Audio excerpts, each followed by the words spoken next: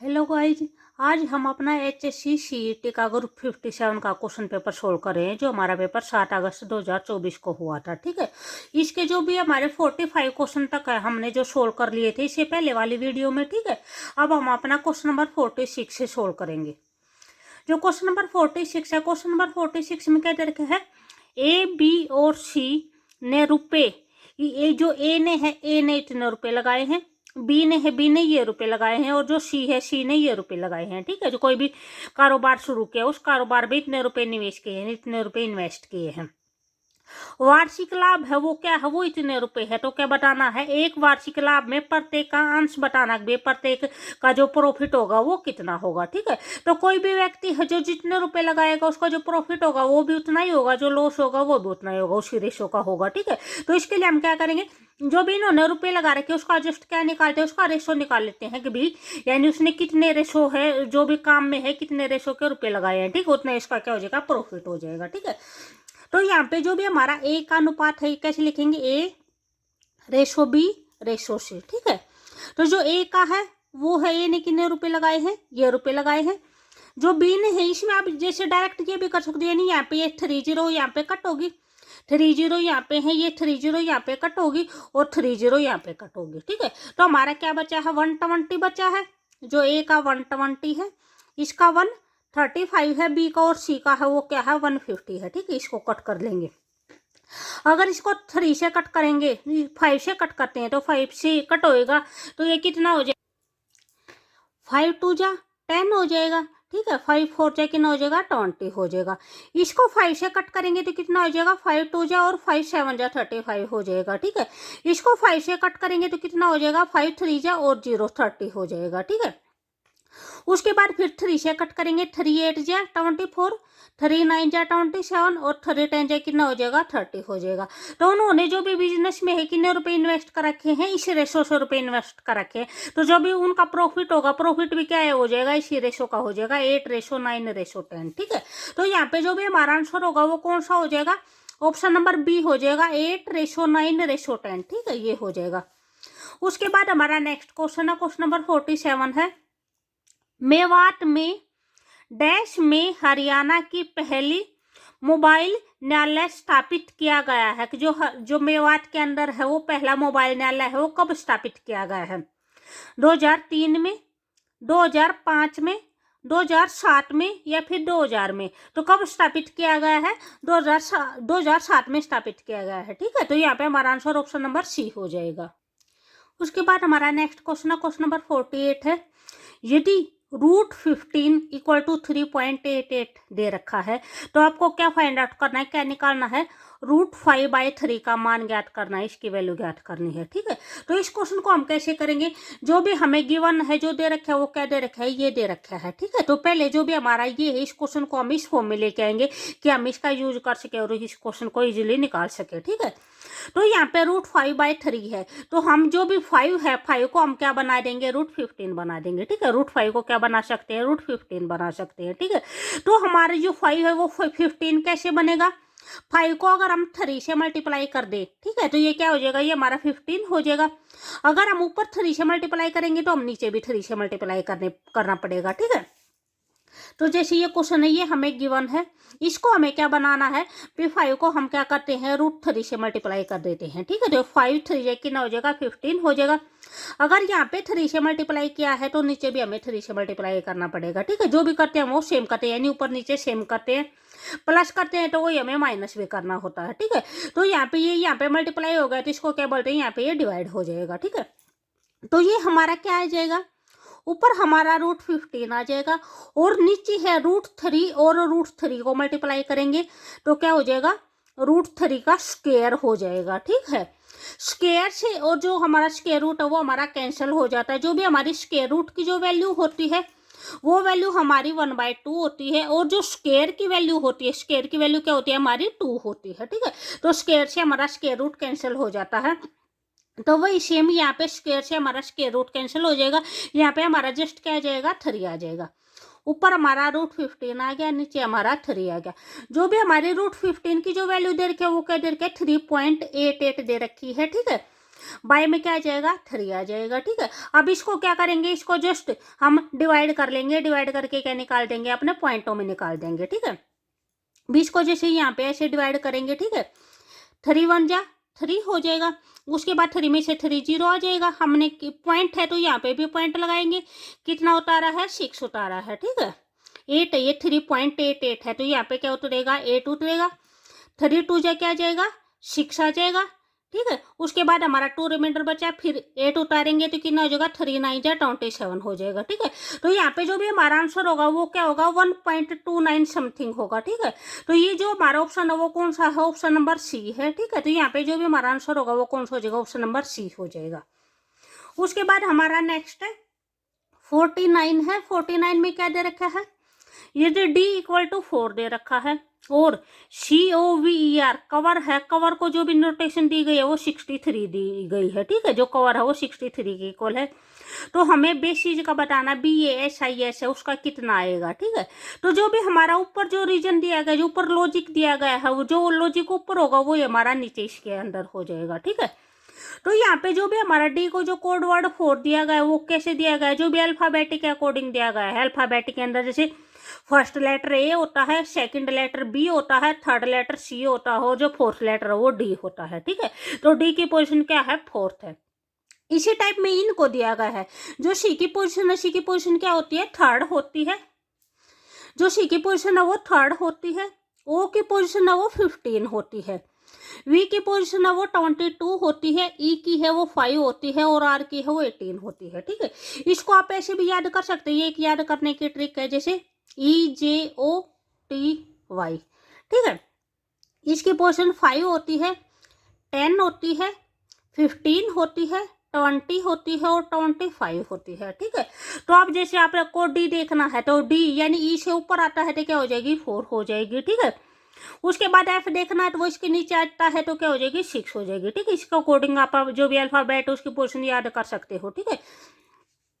यहाँ पे जो है C की पोजीशन 3 है, O की 15 है, V की 22 है, E की 5 है और R की 18 है।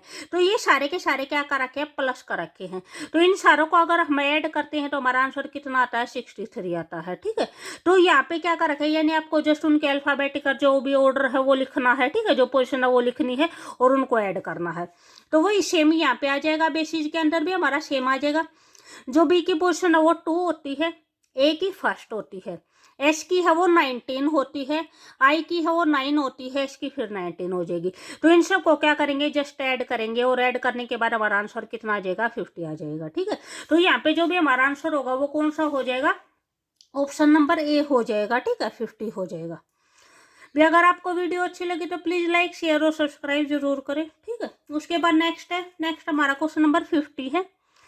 ब्रिटिश सरकार ने राजकीय तौर पर हरियाणा को वर्ष डैश में 2 भागों में बांट दिया था। तो किस वर्ष में है जो हरियाणा को 2 भागों में बांट दिया था, 1805 में, 1810 में, 1815 में या फिर 1800 में। तो यहाँ पे हमारा आंसर कौन सा हो जाएगा, ऑप्शन नंबर A हो जाएगा, 1805 में, ठीक है। क्वेश्चन नंबर 51 है, जल के साथ अवांछित पदार्थ का मिलना क्या कहलाता है। भी जो जल के साथ जो भी इम्प्योरिटी मिल जाती है, ठीक है, जिससे जल क्या हो जाता है, शुद्ध हो जाता है, तो वो क्या बोला जाता है, ध्वनि प्रदूषण, जल प्रदूषण, नाभिकीय प्रदूषण या फिर मृदा प्रदूषण। तो यहाँ पे हमारा आंसर कौन सा हो जाएगा, ऑप्शन नंबर B हो जाएगा, जल प्रदूषण, ठीक है। नेक्स्ट क्वेश्चन है 52 है, मौर्य साम्राज्य कब शुरू हुआ था, 323 BC में, 322 BC में, 289 BC में या 326 BC में। तो यहाँ पे जो भी हमारा आंसर होगा वो कौन सा हो जाएगा, ऑप्शन नंबर B हो जाएगा, 322 BC में, ठीक है। उसके बाद हमारा क्वेश्चन नंबर 53 है, विज्ञापन का सबसे व्यापक रूप और भारत की ग्रामीण जनता का पसंदीदा रूप है वो कौन सा है, जादू का खेल है, भित्ति चित्र है, लोक मीडिया है या उपरोक्त में से कोई नहीं। तो यहाँ पे जो भी हमारा आंसर है वो कौन सा हो जाएगा, ऑप्शन नंबर B हो जाएगा, भित्ति चित्र, ठीक है। भित्ति चित्र क्या होता है, वॉल पेंटिंग होता है, ठीक है, जो दीवारों के ऊपर पेंटिंग की जाती है वो है वो जो विज्ञापन का सबसे व्यापक रूप है, भारत की ग्रामीण जनता का क्या है, सबसे पसंदीदा रूप है, ठीक है।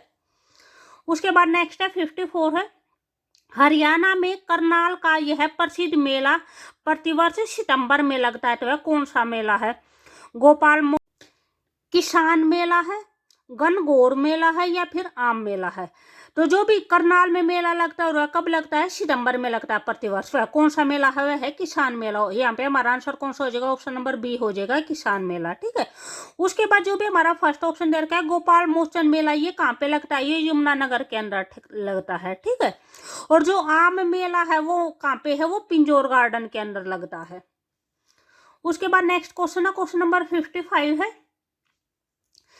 30 से 50 के बीच की सभी अभाज्य संख्याओं का क्या निकालना है? औसत निकालना है, औसत ज्ञात करना है।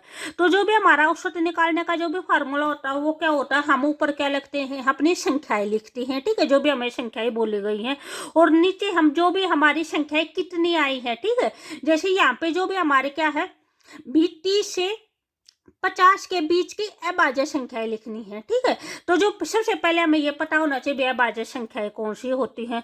तो अभाज्य संख्याएं वे होती हैं जो नंबर से सिर्फ अपने आप से डिवाइड होते हैं, वे किसी और नंबर से डिवाइड नहीं होते हैं। ठीक है, तो यहाँ पे जो 30 से 50 के बीच में जो भी अभाज्य संख्याएं आती है वे कौन सी आती है? एक तो 31 आता है, 37 आता है, 41 आता है, 43 आता है, और 47 आता है। ये नंबर ऐसे हैं जो सिर्फ अपने आप से डिवाइड होते हैं या फिर 1 से डिवाइड होते हैं। इसके अलावा ये और किसी भी नंबर से डिवाइड नहीं होते हैं। ठीक है, तो यहाँ पे क्या करेंगे? इनका हमें क्या निकालना? औसत निकालना है। तो जो भी ये नंबर दे रखे इन सभी नंबर्स का क्या कर देंगे? प्लस कर देंगे, इन सभी नंबर को जोड़ कर देंगे। ठीक है, तो जो इन सब नंबर का जो एडिशन करते हैं वो एडिशन हमारे कितना आता है? 199 आता है। ठीक है, और बाय में ये जो हमारे नंबर वे हमारे कितने नंबर हैं? ठीक है, 1 2 3 4 5, तो ये हमारे 5 नंबर हैं। तो बाय में क्या कर देंगे? डिवाइड में 5 कर देंगे। ठीक है, इसको 199 को अगर हम 5 से डिवाइड करते हैं तो जो भी हमारा आंसर आता है वो कितना आता है? 39.8 आता है। ठीक है, तो ये हमारा क्या हो जाएगा? ये हमारा औसत हो जाएगा। तो जो भी हमारा औसत का फार्मूला होता है वो क्या होता है? ऊपर तो हमारा सम होता है संख्याओं का, और नीचे नंबर ऑफ द टर्म होती है। हमारी टर्म है वे कितनी है, हमारी संख्याएं हैं वो कितनी है। ठीक है, तो यहाँ पे जो भी हमारा आंसर होगा वो कौन सा हो जाएगा? ऑप्शन नंबर बी हो जाएगा, 39.8 हो जाएगा। ठीक है, उसके बाद हमारा क्वेश्चन नंबर 56 है, निम्नलिखित में से कौन सी मेमोरी पदानुक्रम में सबसे तेज मेमोरी है? ठीक है, कि कौन सी मेमोरी है जो हायरार्की में सबसे तेज है? प्राथमिक मेमोरी है, सेकेंडरी मेमोरी है, कैश मेमोरी है, या फिर टर्सरी यानी तृतीयक मेमोरी है? ठीक है, तो यहाँ पे हमारा आंसर कौन सा हो जाएगा? ऑप्शन नंबर सी हो जाएगा। उसके बाद नेक्स्ट क्वेश्चन 57 है, डैश ग्रामीण बाजार में अर्जन अक्षमता है। जीवन मापन की कीमत सदैव उनके आय अर्जन के तरीकों पर निर्भर करती है। आय स्तर अविश्वसनीय है क्योंकि यह अधिकांश मौसम और कृषि पर निर्भर है, अतः आय स्तर निश्चित नहीं हो सकता। ठीक है, तो यहाँ पे पूछ रखा है कि यहाँ पे जो भी हमारा ब्लैंक है उसमें क्या आएगा? जीवन शैली आएगा, सामाजिक सांस्कृतिक पृष्ठभूमि आएगा, अर्थव्यवस्था आएगा, या फिर उक्त सभी आएगा। ठीक है, तो यहाँ पे जो भी हमारा आंसर होगा वो कौन सा हो जाएगा? ऑप्शन नंबर सी हो जाएगा, अर्थव्यवस्था। ठीक है, अब जो भी ग्रामीण बाजार है वे किसके ऊपर डिपेंड है? वे अर्थव्यवस्था के ऊपर डिपेंड है। उसके बाद हमारा क्वेश्चन नंबर 58 है, निम्नलिखित में से हरियाणा के कौन सा जिला है जो यमुना नदी द्वारा सिंचित नहीं होता? जो यमुना नदी के द्वारा नहीं सिंचा जाता वो कौन सा जिला है? हिसार है, पानीपत है, यमुनानगर है, और सोनीपत है। ठीक है, तो यहाँ पे जो भी हमारा पानीपत, सोनीपत और यमुनानगर ये तीनों के तीनों है जो यमुना नदी के द्वारा सींचे जाते हैं। ठीक है, जो नहीं सींचा जाता वो कौन सा है? हिसार है। ठीक है, उसके बाद नेक्स्ट क्वेश्चन है, क्वेश्चन नंबर 59 है। क्वेश्चन नंबर 59 में क्या दे रखा है? ए और बी एक साथ एक काम को कितने दिन में करते हैं? 4 दिन में करते हैं। यदि ए अकेले इसी काम को 12 दिन में कर सकता है तो बी अकेला वो इस काम को कितने दिन में कर सकेगा? ठीक है, तो इस क्वेश्चन को हम कैसे करेंगे? यहाँ पे जो दिया गया वो दिया गया है ए और बी है, वो इकट्ठे मिलकर दोनों इस काम को कितने दिन में करते हैं, 4 दिन में करते हैं। ए है वो अकेला इस काम को कितने दिन में करता है, 12 दिन में करता है। तो हमें क्या निकालना है, बी का निकालना है कि बी अकेला इस काम को कितने दिन में करेगा। ठीक है, तो इसको कैसे कैसे करते हैं, पहले हम इसका क्या करते हैं, इसका हम एलसीएम लेके आते हैं। तो एलसीएम हमारा कितना आ जाएगा, 12 आ जाएगा। तो जो भी है ये हमारा 12 आया है, ये 12 हमारा क्या आया है, काम आया है। हमारे पास कितने काम है, तो हमारे पास 12 काम है। ठीक है, तो जो ए है 4 को यहाँ पे जो भी है इसको यानी 12 से डिवाइड करेंगे तो कितना आ जाएगा, 4 3 12 आ जाएगा। ठीक है, तो इस चीज का मतलब क्या है, जो ए और बी दोनों इकट्ठे होकर कितने काम करते हैं, 3 काम करते हैं। ठीक है, और कितने दिन में करते हैं, 1 दिन में करते हैं। तो जो ए और बी इकट्ठे यानी 3 काम करते हैं 1 दिन में। जो बी है इसको डिवाइड करते हैं 12 को, 12 से डिवाइड करेंगे तो हमारा कितना आ जाएगा, 1 आ जाएगा। ठीक है, तो यहाँ पे जो भी हमारा ए है, ए 1 दिन में के अंदर कितना काम करता है, 1 काम करता है। ठीक है, तो अगर इन दोनों को देखते हैं, जो इकट्ठे हैं, इकट्ठे तो दोनों 3 काम कर लेते हैं और ए है वो 1 काम करता है। तो जो 2 काम है वे 2 काम किसने किए हैं, बी ने किए हैं। ठीक है, तो बी है वो कितने काम करता है, 2 काम करता है। कितने दिन में करता है, 1 दिन में करता है। ठीक है, तो टोटल हमारे पास काम कितने हैं, 12 काम है। ठीक है, तो इसको क्या करेंगे, 12 को 2 से डिवाइड करेंगे तो हमारा कितना आ जाएगा, 6 आ जाएगा। ठीक है, तो जो बी है वो जो भी ये 12 काम है कितने दिन में कर लेगा, 6 दिन में कर लेगा। ठीक है, तो यहाँ पे जो भी हमारा आंसर होगा वो कौन सा हो जाएगा, ऑप्शन नंबर बी हो जाएगा, 6 दिन में। ठीक है, बी अकेला एक काम को कितने दिन में कर लेगा, 6 दिन में कर लेगा।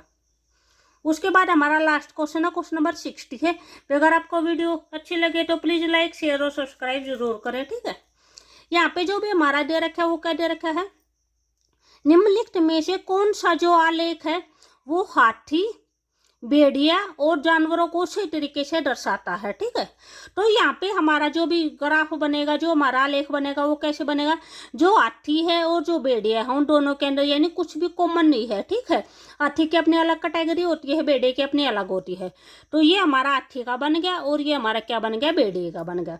और अब किसका बनाना है, जानवर का बनाना है। तो जो भी हाथी और भेड़िए दोनों के दोनों क्या है, जानवर हैं। ठीक है, तो ये हमारा किस चीज का बन जाएगा, जानवर का बन जाएगा। जानवर के अंदर हाथी भी आता है और जानवर के अंदर भेड़िया भी आता है। ठीक है, तो यहाँ पे जो भी हमारा आंसर होगा वो कौन सा हो जाएगा, ऑप्शन नंबर डी हो जाएगा। ठीक है, जो और आगे जो क्वेश्चन होंगे वे हम अपने नेक्स्ट वीडियो में करेंगे।